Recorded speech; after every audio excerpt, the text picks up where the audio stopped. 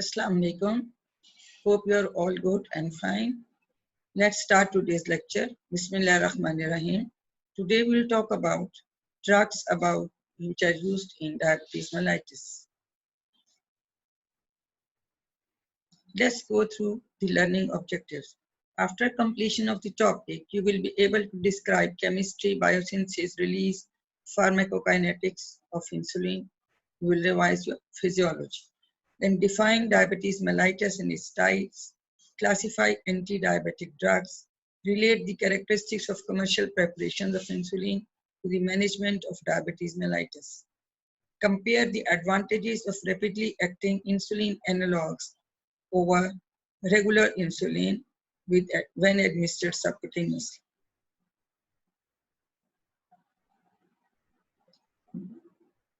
We all know that endocrine pancreas consists of approximately 1 million islets of Langerhans, and these islets produce 5 different types of hormones by different cells. Alpha cells or A cells are approximately 20% of the total mass, and they produce glucagon, which is hyperglycemic factor. Then B or beta cells, approximately 75% of the total mass, and they produce insulin, which you all know is a hypoglycemic hormone, and it is also a storage and anabolic hormone. Amylin modulates appetite, gastric emptying, and insulin and glucagon secretion. Then delta cells or D cells, which just make 3 to 5%, they secrete somatostatin, and we all know that it is a universal inhibitor of secretory cells.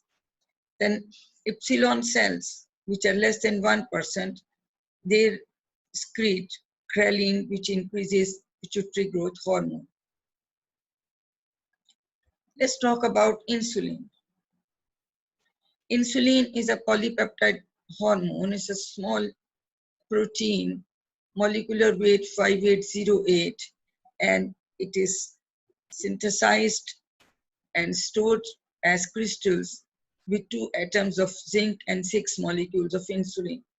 And B cells contain 8 milligrams of insulin, which is about 200 biological units. There are 28 units of insulin in 1 milligram. Let's see its chemistry. Insulin is released as proinsulin along with this C peptide, and then due to the hair cleavage, this C peptide is separated, and this insulin consists of 2 chains, A and B. A chain consists of 21 amino acids and B chain consists of 30 amino acids. So total is a 51 amino acid peptide. The release of insulin is stimulated when after a meal, glucose, even amino acids, especially like leucine, isoleucine, and fatty acid, they all stimulate. And moreover, the GAT hormones, they also stimulate the release, and parasympathetic nerves, by acting on muscarinic receptors, they also stimulate sympathetic nerve and epinephrine on acting on alpha-2 adrenoceptors, inhibits the release. Amylin stimulates B cells, and insulin, when in large amounts, itself inhibits release of insulin. Then glucagon, due to raised level, it increases insulin release, and D cells, which release somatostatins, this inhibits A cells or glucagon release. And somatostatin directly also inhibits B cells. There's some drugs like sulfonylureas, we'll talk about in the second lecture, they also stimulate the release of insulin from B cells. Let's see how the release occurs. The release of insulin from B cells when after a meal glucose level rises and it enters the B cells through glucose transporter 2, and then it is metabolized, and these metabolites enter the mitochondrial chains, and there is production of ATP, and this ATP closes the potassium channels, and due to this efflux of potassium is inhibited, and this produces depolarization. So closure of these potassium channels and inhibition of potassium efflux depolarizes the cell. Due to depolarization, voltage gated calcium channels open and there is influx of calcium ions.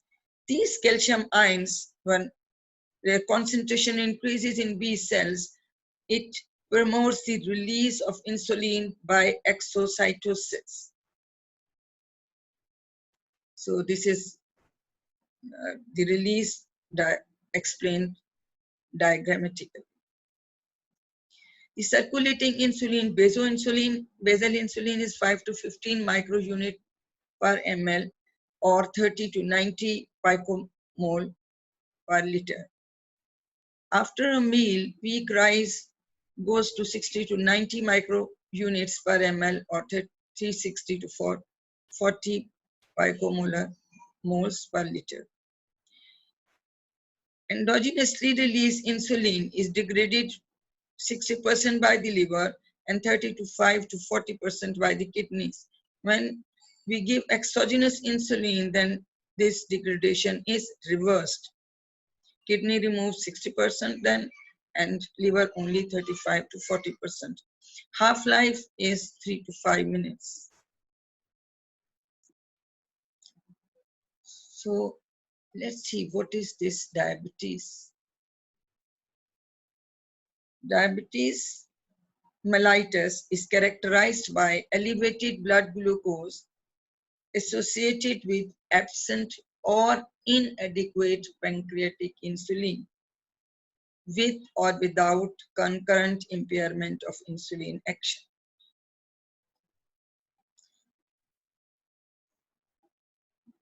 In diabetes mellitus, there is altered metabolism of not only carbohydrates but lipids and proteins, and there is increased risk of microvascular complications like retinopathy, nephropathy, and neuropathy, and patient is prone to frequent infections and healing of wound is slow. American Diabetic Association has divided diabetes mellitus into 4 types. Type 1 diabetes mellitus, which was previously known as insulin-dependent diabetes mellitus. Again, 2 subtypes, immune-mediated type 1A, which is the most common one, and type 1B is idiopathic due to idiopathic causes. Generally, the onset is below 30 years of age, and only 10 to 20% have positive family history. In this, there is selective B cell destruction and severe or absolute insulin deficiency. Insulin is essential to control glucose level and to prevent ketoacidosis. Type 2 diabetes, previously known as non-insulin dependent diabetes mellitus, is onset generally occurs in adulthood. There is tissue resistance to action of insulin combined with a relative deficiency of insulin. So in type 1, there was no tissue resistance. Well, there was absolute deficiency or severe deficiency of insulin. Generally, it is associated, type 2 is associated with obesity. In its management, diet, exercise, and oral anti-diabetic drugs or non-insulin injectable drugs are used. 10 to 20% cases who may have progressing type 1 diabetes mellitus or latent autoimmune diabetes of adults ultimately will require insulin therapy. Then some other patients in which there is progressive beta cell failure, then in later stages, they also require insulin. Otherwise, generally, diet, exercise, oral antidiabetic, or non-insulin injectable drugs are given. You can see here, if we give infusion of insulin and we measure the plasma concentration of insulin, glucose infusion, and then plasma concentration, normally, in normal subjects, this is how this rises, insulin rises. You can see it here. In normal subject, there is sharp rise and then there is decline. But in patients with type 1 diabetes, if there is absent insulin, so we don't see any rise. In type 2 diabetes, there is relative deficiency and resistant to effect. Then you can see there is low level. So this is how these type 1 and type 2, they differ from the normal subjects. Then type 3 includes other specific types of diabetes mellitus due to pancreatectomy, pancreatitis, non-specific diseases like Cushing disease.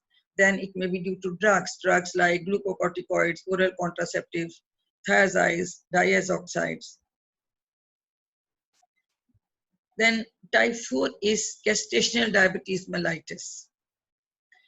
In this, the rise in blood glucose level is noted first time during pregnancy, and it occurs in 7% patients of pregnancies, 7% of pregnancies in United States.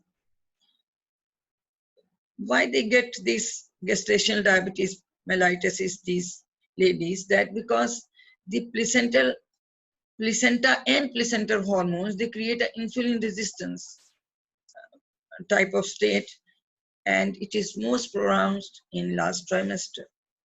It is controlled by diet, some exercise, and insulin. The diagnostic criteria for diabetes: fasting plasma glucose 2 hours after glucose load, then glycosylated hemoglobin. The normal glucose tolerance test is greater than 100 milligrams per deciliter or 5.6 millimole per liter fasting plasma glucose level. In pre-diabetics, it was less than 100. Here it is 100 to 125, which means there is impaired fasting glucose. In diabetes mellitus, it is greater than 126 milligram per deciliter or 7 millimole per liter. Then after 2 hours after the glucose load, it is less than 140 in normal glucose tolerance, and in pre-diabetics it is greater than 140 to 199 milligram per deciliter or 7.8 to 1 millimole per liter, which means there is impaired glucose tolerance. And in diabetes mellitus patients, it is greater than 200 milligram per deciliter or 11.1 millimole per liter. Regarding this glycosylated hemoglobin, it is less than 5.7 in normal individuals. In pre-diabetics, it is 5 to 7 to 6.4, and in diabetic patients greater than 6.5%.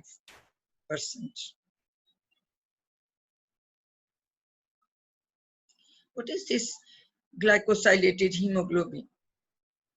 Normally, when plasma glucose level is normal, 4 to 6% of hemoglobin A has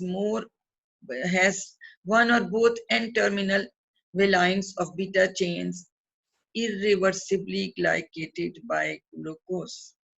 So this is known as hemoglobin A1C. And this glycosylated hemoglobin is increased in diabetes mellitus and in hyperglycemia. And its values reflect plasma glucose level over the preceding 8 to 12 weeks. Over 8 to 12 weeks. So it determines the accuracy of monitoring, is useful for adjusting treatment, and it is useful for diagnosis, as we have just seen in the previous table. Regarding the management of diabetes, we have to do the glycemic control by diet, lifestyle, exercise, and some medication, that is anti-diabetic drugs. Then we have to treat associated conditions like dyslipidemias, like hypertension, obesity, or cardiovascular disease. Then we must screen for or manage the complications of diabetes like retinopathy, cardiovascular disease, neuropathy, nephropathy, and other complications. So let's see what these are anti-diabetic drugs and how we can classify them. We can classify them into two groups. First is insulin preparations and second is non-insulin anti-diabetic drugs. Let's classify insulin preparations. 4 types. Rapid-acting insulin include insulin, lispro, aspart, and glulysin, and they are human analogs. Also includes the technosphere inhaled insulin. Onset of action is 5 to 15 within 5 to 15 minutes, and duration of action is 3 to 4 hours. Inhaled insulin, also onset of action 5 to 15 and duration of action is 3 hours. Then short-acting insulin, also known as regular or soluble insulin or crystalline zinc insulin. It is a human insulin. Onset of action is 30 to 60 minutes and duration of action is 6 to 8 hours. Then we have intermediate acting insulins, that is NPH insulin or isophane insulin. Onset of action is 2 to 4 hours and duration is 6 to 7 hours. So slow, delayed onset of action. Then long-acting insulin, which are human analogs, include insulin glargine, onset of action 0.5 to 1 hour and duration 24 hours. Then detimer, onset of action again 0.1 to 0.5 to 1 hour and duration of action is 17 hours. Insulin degludec, 0.5 to 1.5 hours is onset of action and its duration of action is greater than 42 hours. Then some pre-mixed insulin preparations are available. Mixture of NPH and regular insulin, 70 and 30%. Onset of action is 15 minutes and duration of action is 4 to 12 hours. Duration of action is dependent upon this NPH and onset of action is on the insulin which is combined. So with regular insulin, this should be 30 minutes.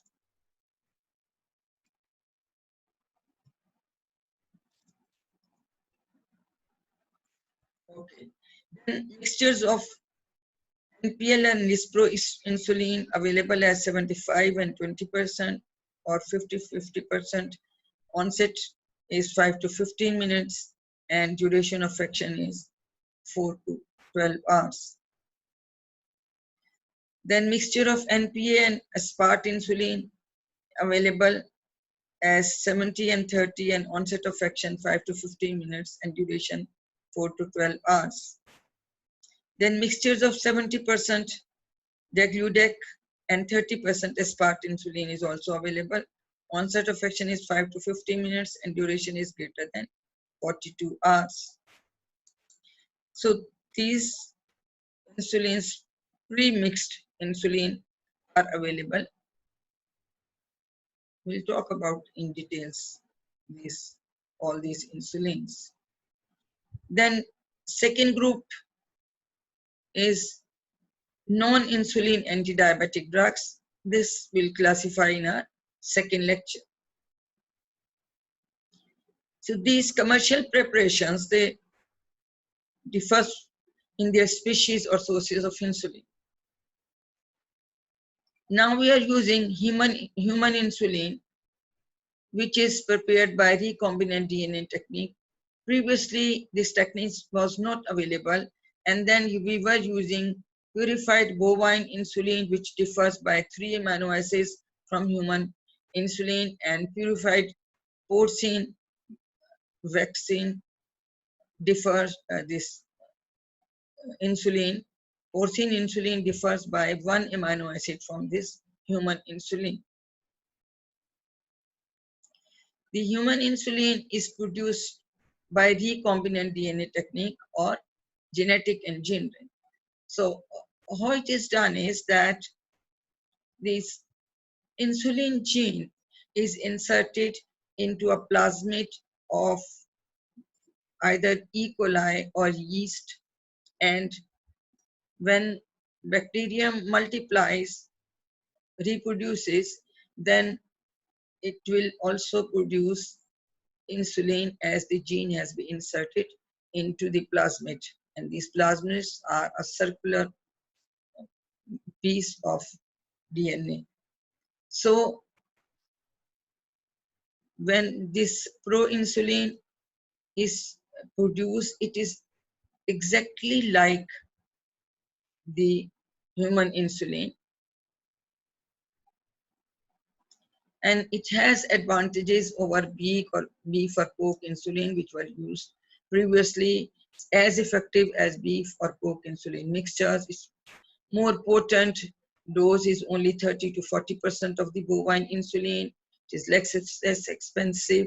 It's preferred in pregnancy. It's less immunogenic, and it is useful in patients who develop bovine insulin resistance.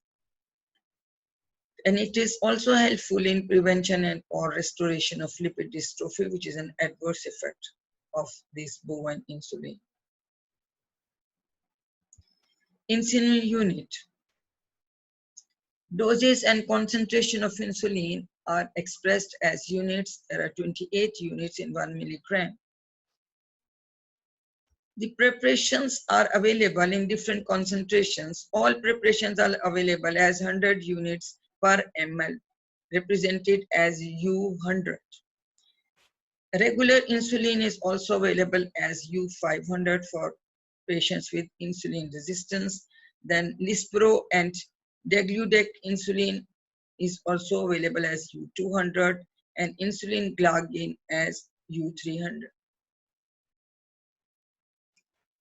Human insulin is dispensed as regular or soluble insulin.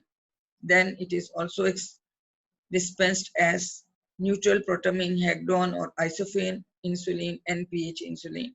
Then also available this regular insulin with phosphate buffer, and this is known as valeusulin insulin. So all these are human insulin, and they are dispensed as injection in these 3 forms. So we have 4 types of insulin preparations which are commercially available, and they differ in their onset of action and duration of action. So we have rapidly acting insulin and analogs, then we have short acting insulin, and we have intermediate acting insulin and long acting insulin. Short acting insulin, also known as regular insulin or soluble insulin or crystalline zinc insulin. It is prepared by recombinant DNA technique. It's a clear solution with neutral pH, and some amount of zinc is added for stability. It is injected subcutaneously 30 to 45 minutes before meals. Onset of action is 30 minutes. Peak reaches after 2 hours, and duration of action is 5 to 8 hours. Why the onset is delayed and peak reaches after 2 hours? Because this insulin, soluble insulin the molecules have a tendency to aggregate, and due to this, hexamers are formed, and when injected subcutaneously, then these hexamers have to be slowly diluted into monomers, and then only they can enter the circulation. So that is why you have to give it half an hour to 45 minutes before meals, and because the onset of action is after 30 minutes. We don't want that there should be mismatch between the peak glucose level after meal and the peak level of regular insulin.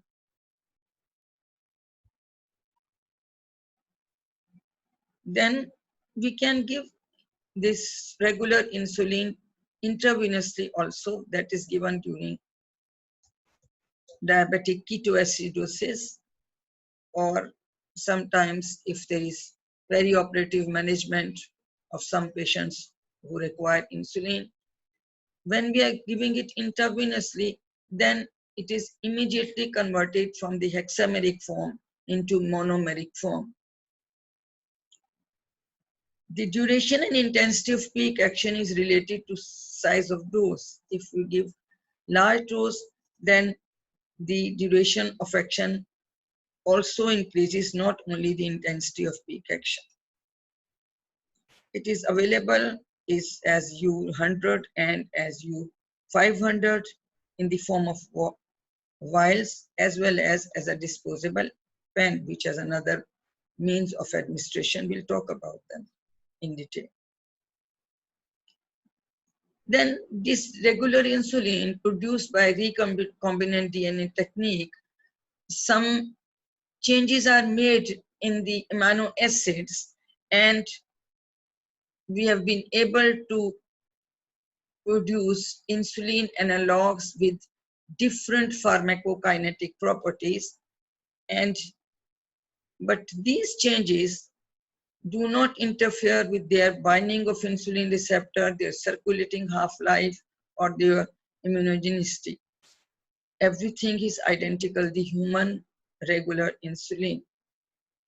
But due to this, they have specific pharmacokinetic properties, so they are rapidly acting, their onset of action within 5 to 15 minutes. Then some other, the long-acting analogs, they delayed onset of action, and their duration of action is very, very long, and they're useful for basal or background insulin provision, and the rapidly acting insulins are given for a rapid onset of action. So these rapidly acting insulin analogs include insulin lispro, insulin aspart, and insulin glulysin. They have very fast onset of action, 5 to 15 minutes, and short duration of action. They are available as clear solution with neutral pH, and small amount of zinc is added for the stability. Let's see what are the changes which are made to produce this. This is the A chain and this is the B chain of insulin. They are connected by these disulfide bonds. In insulin lispro, what is done is that proline at B28 position and lysine at B29 position, they have been reversed. In insulin aspart, aspartic acid had been replaced in place of proline at B28. In insulin glycine, glutamic acid is replaced instead of lysine at B29, and asparagine at B3 is replaced by lysine. So as we said, these changes will change their pharmacokinetic properties, their onset of action and their duration of action, but they will not interfere with their other properties like binding to receptor, their immunogenicity. Let's see what are the advantages of these rapidly acting insulins over soluble insulin when we inject them subcutaneously. There is more rapid absorption from subcutaneous site as compared to regular insulin because these insulin analogs quickly dissociate into monomers. They don't have a tendency to aggregate. These changes by this genetic engineering, these changes in um, amino acid sequence of the regular insulin, which has been prepared by this genetic engineering, these changes, they affect the self-aggregation property of the regular insulin, and so they quickly dissociate into monomers, and then their onset of action is 5 to 15 minutes, and this early peak after 1 hour as compared to regular, which 2 hours, and onset of action is 30 minutes. Their duration of action is 2 to 5 hours as compared to 5 to 8 hours of regular insulin. So these analogs, they closely mimic physiological secretion, and we can give them 15 minutes before meals as compared to 45 minutes for regular insulin. Then variability of absorption is only 5% as compared to 25% of regular insulin. Then if we increase the dose, it only increases the intensity of action, not the duration of action. What is the problem? If duration of action is increased, then late hypoglycemia may occur. We'll talk about in these complications or adverse effects. There is less risk of post-meal hypoglycemia with these analogs. These analogs are preferred in insulin pumps or these devices. We'll talk about these. Then significantly improved glucose control as assessed by glycosylated hemoglobin. So they have many advantages over this regular insulin. Then intermediate acting insulins, protamine is added to regular insulin in equal amounts, so none is in uncombined form. That is why we also call it as isophene insulin. So it's known as NPH or neutral protamine hagedon. So due to this, their onset of action is delayed. When we inject them subcutaneously, the protamine is slowly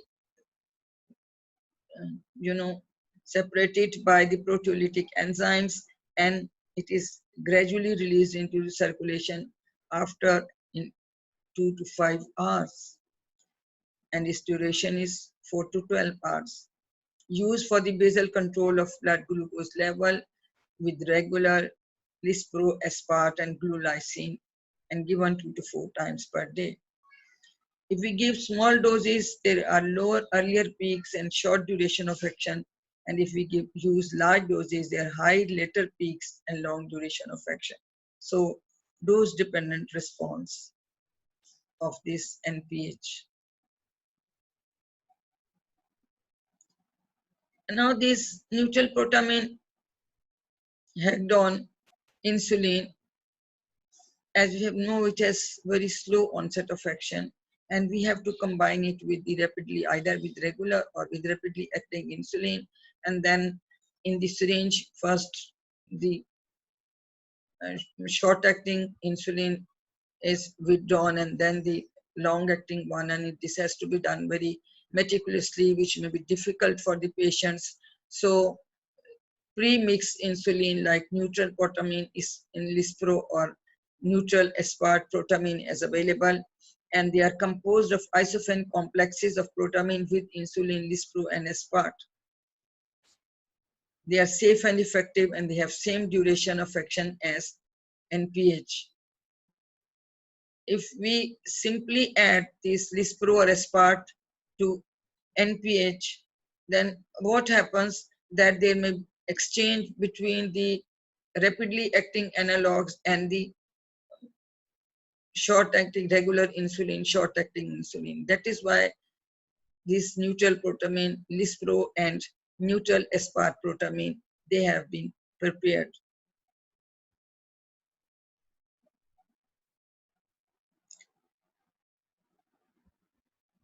Then long-acting insulin analogs. In this, we have insulin glargine, insulin detamar, and insulin degludec. So these insulins are again prepared by certain changes in the amino acid sequence, like in insulin glargine, two arginine molecules that are attached at the terminal, carboxylic terminal of the V chain, this arginine 31 and 32, they're attached here, added, and a glycine is replaced by asparagine at position 21 in A chain. In A chain, this is different. Okay. Then in insulin detamar and myristol or myristic acid is attached to the lysine at B29, and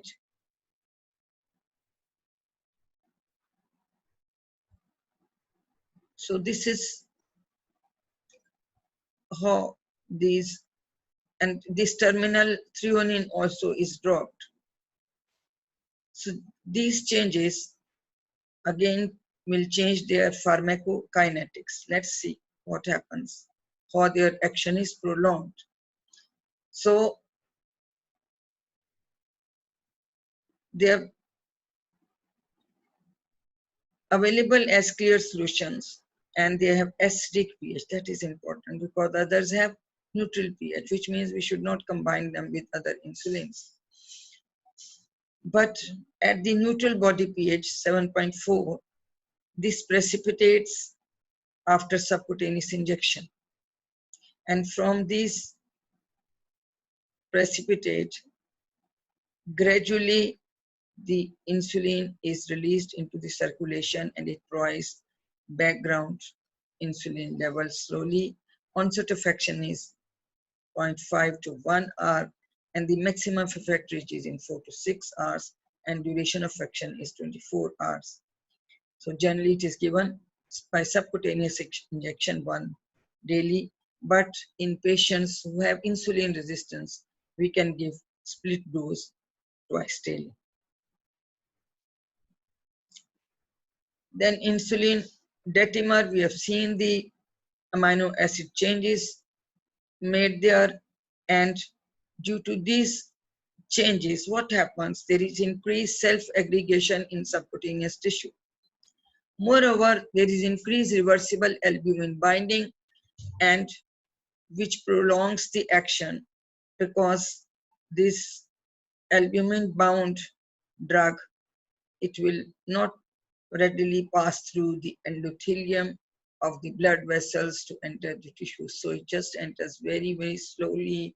So onset of action is 0.5 to 1 hour, and duration of action is 17 hours, and it has no peak. They are all peakless insulins, and they have flat, prolonged curve. Again used for background insulin level given subcutaneously twice daily, and its affinity is 4 to 5-fold less than soluble insulin for the receptor. Insulin Degludec. In this, threonine at B30 in the B chain at position 30 is removed, and lysine at B29 is conjugated to a hexadecanoic acid via gamma L butyramyl spacer. So they attach through this gamma L butyramyl spacer. This hexadecanoic acid is conjugated or is attached to B29, and threonine at B30 is removed. So in vials, it is present in the form of dihexamers. When injected subcutaneously, large multihexameric chains are formed which contain thousands of dihexamers, and then from here, very, very slowly, the monomers insulin will be released into the circulation, and onset of action may be 0.5 to even 1.5 hours. And its duration of action is greater than 42 hours. And there is no peak, it has flat, prolonged curve. Half-life is very long, 25 hours, and it is used subcutaneously for basal stable coverage along with either this regular insulin or rapidly insulins which are added at the meal times. We'll talk about these regimes. Available in as U100 and U200, and this U200 is available in the form of vials or in pre-filled disposable pens.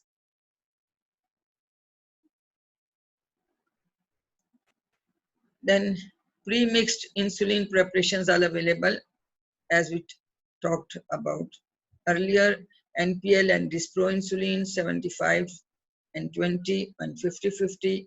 Then NPA and Spart insulin 70 and 30, and all they have onset of action related to the rapidly acting insulin, and duration of action related to NPH, that is 4 to 12 hours, onset rapid 5 to 15 minutes. Then NPH and regular insulin 70 and 30%, and onset of action is 30 minutes and duration 4 to 12 hours. Then 70% Degludec and 30% Aspart insulin is also available in pre-mixed combination. Onset of action is 5 to 15 minutes and duration is greater than 42 hours. Now, Ditimer and Glargine, they are not available in the form of any pre-mixed insulin preparations because they are acidic and the other preparations are neutral and we cannot combine them with this. Okay, thank you. Any questions you can ask in the Google Classroom, and I'll send you the assignment and after the second lecture, and then inshallah after Eid we'll have CBLs on these topics.